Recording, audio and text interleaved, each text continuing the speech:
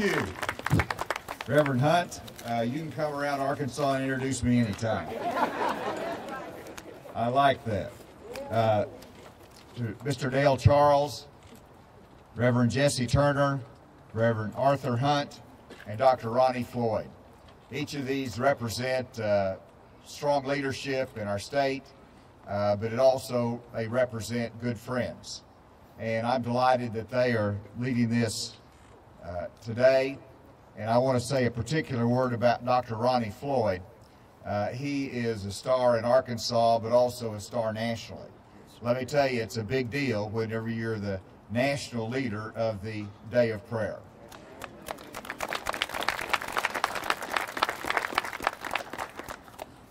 And I'm here today as governor because I believe it is important for we as a state to come together and to celebrate one of our heroes. And I'm one of those in life that believe we need heroes. Whenever I was in grade school, I started reading. I love biographies. I love stories of heroes that inspired me in saying, wow, maybe we could do something good like that someday. And you go through life and you see heroes of our founding fathers that helped form this incredible nation. They're not perfect. They're flawed human beings, but they were granted an extraordinary amount of wisdom as they started our country. And then you look at the heroes from our world wars. I think of Maurice Footsie Britt, former Lieutenant Governor of Arkansas and a Congressional Medal of Honor winner. He fought in Italy. He took wounds to defend the freedoms of the United States of America. He's a hero. But I also look at the heroes of the Civil Rights Movement, and there's none that stands taller than Dr. Martin Luther King Jr.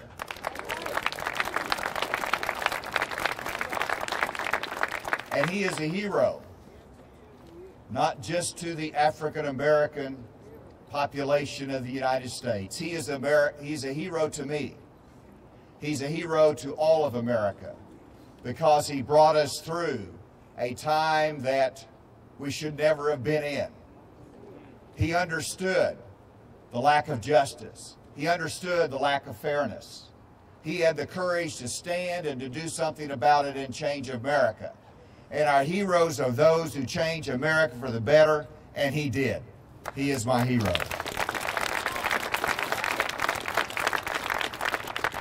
And today is the first day in history that Dr. King has a holiday that is not shared.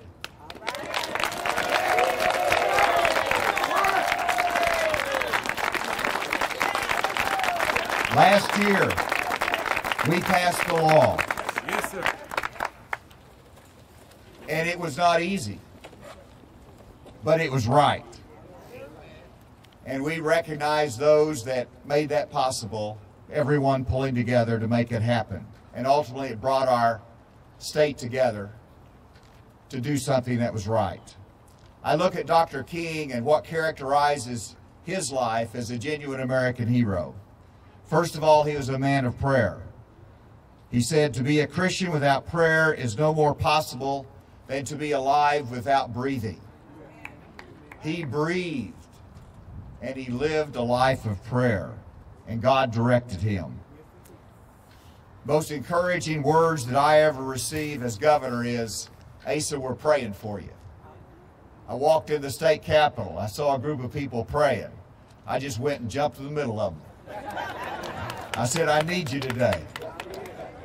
Dr. King was also a man of justice. He understood justice. He understood unfairness. He understood that Rosa Parks was not treated fairly on that bus. She was tired. She needed to sit down. And so he stood for that, for right, and he fought injustice. He understood the power of the spoken word. From Hobbs Street Baptist Church in Montgomery to the Lincoln Memorial, he spoke the words that resonated in America and changed our country. And he understood the power of that. He was a man of action, a short life, cut short. but yet in that short life that he had, that God gave to him, he made a difference every day. He was a man of action. Finally, he was a man of peace, nonviolence, but just as our Lord was a nonviolent person, but boy, there was a lot of strife around because he made people take a stand, and Dr. King made people take a stand. He says, this is right. You stand with me, or are you going to stand for injustice? And that caused friction, but he was a man of peace. And then finally, as we've talked about, he believed in education. And I'll just say that we've got a lot to work on in Arkansas, that we can take the words and example of Dr. King and say they apply to us. And we need to work on equal education for everyone to have the opportunity for success. We need to work on effective reentry programs in Arkansas that allows people who come out of prison and want a second chance to give them a second chance.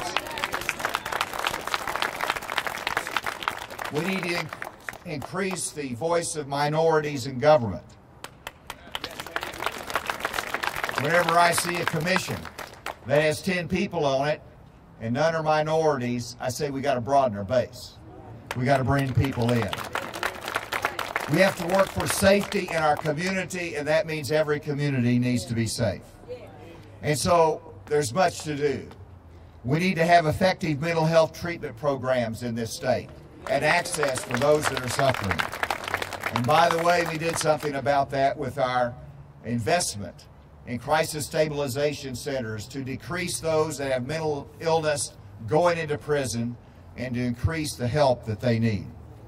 And so when you look at my initiative on computer science in every school, I look at the statistic, and I'm delighted with the fact that there's been a 39% increase in minority students taking computer science education.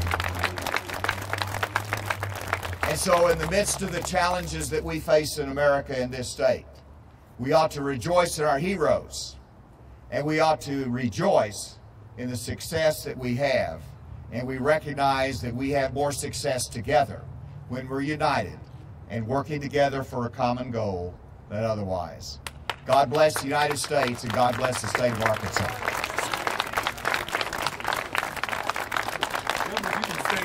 Governor, if you can stay for a while, I'm going to ask the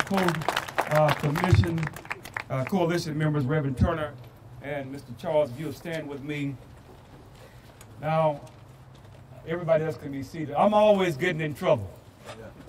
And so did Jesus. He wasn't asking for trouble, but he was looking for trouble. Your parents said, don't go looking for trouble. Don't go asking for trouble, rather, but you can go looking for trouble so you can be a trouble breaker. Governor, these leaders here have let me work with them. And they may fire me after the night. But I want you to know these are some good men hanging tough. We have a presentation that we want to give you. They have not seen it. I have not seen it. But Reverend Tobar, if you will, this gentleman caught our vision at a press conference. He caught our vision at a press conference, and he put a special, last time I gave you a Bible, and that's a special gift.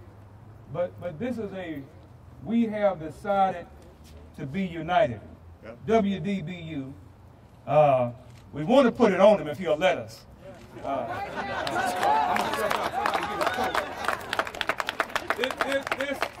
This is the first time we've had 50 years since the prophet gave his final prophecy and ultimate assassination.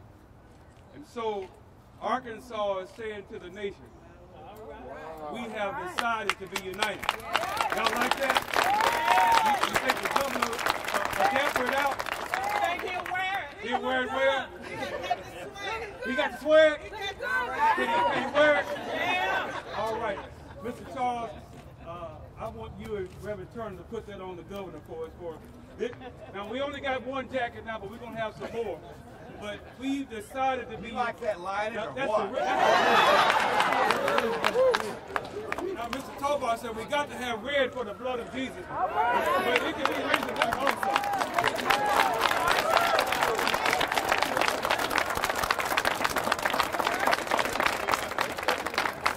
All right, y'all didn't know about that. Reverend Turner's going to come and greet us.